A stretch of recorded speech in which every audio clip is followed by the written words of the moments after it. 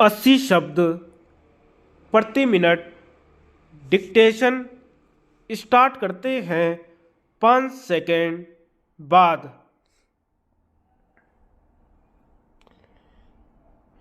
राष्ट्रपति महोदय, आपके शब्द बड़े मर्मस्पर्शी थे। आपने भारत और उसकी व्यापक विविधता के बारे में कहा है।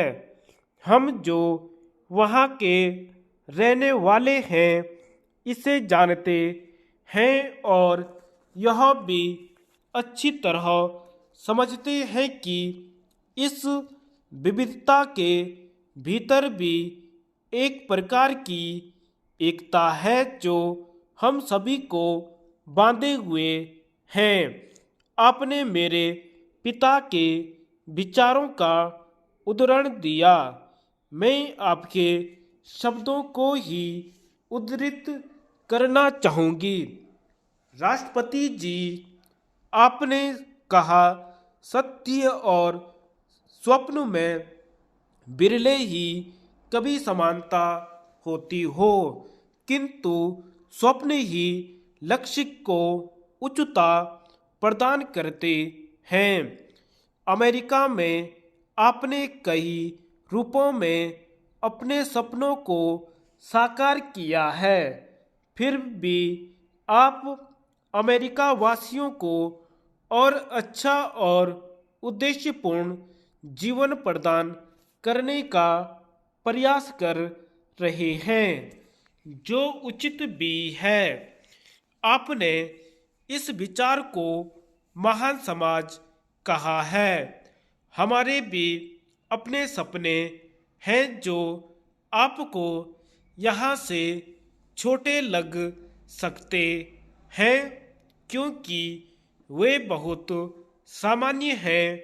उतना भोजन की जिससे भूख बुझ सके, ऐसे घर की जिनसे हवा पानी से बचाव हो सके, इतनी दवा दारू और शिक्षा की जिनसे लगभग 50 करोड़ लोगों के विश्वास और आशा को बनाए रखा जा सके। किंतु जीवन में सभी कुछ सापेक्ष है। हमारे देश में एक पुरानी कहावत है, एक आदमी कहता है, मैं तभी तक अपने पास जूते न होने की शिकायत करता था जब तक मुझे ऐसा आदमी नहीं मिला जिसके पैर ही नहीं थे।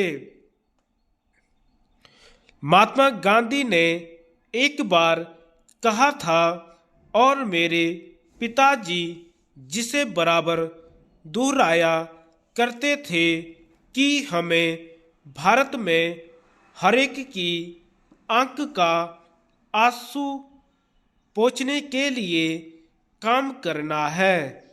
वास्तव में यह एक बड़ा काम है और इसका किसी भी देश में पूरा हो पाना संभव नहीं। हम बहुत वर्षों से इसी प्रयत्न में लगे हैं। 200 वर्षों की दासता का प्रभाव इतनी सरलता से नहीं मिटाया जा सकता। इसमें समय लगता है, इसके लिए काम करना पड़ता है, इसके लिए उत्साह चाहिए। भारत बदल रहा है।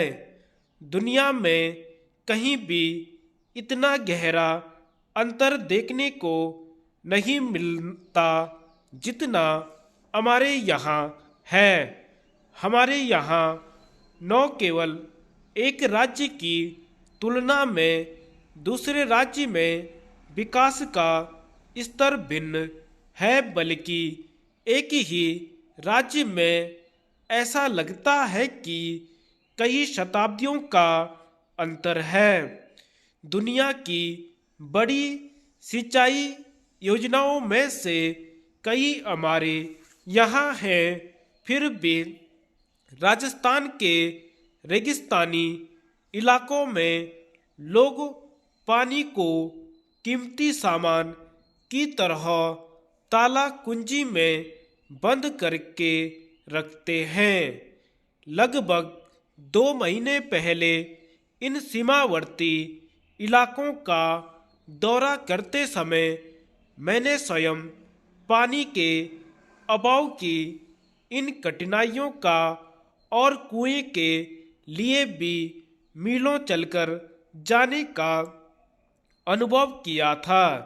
1 करोड़ 20 लाख या इससे भी अधिक बैलगाड़ियां आज भी हमारे गांवों की सड़कों पर धूल उड़ाती चलती हैं। फिर भी भारत के अन्य हिस्सों में हम 3 परमाणु बिजली घर बना रहे हैं। खेती की पैदावार का औसत कम है। धन्यवाद।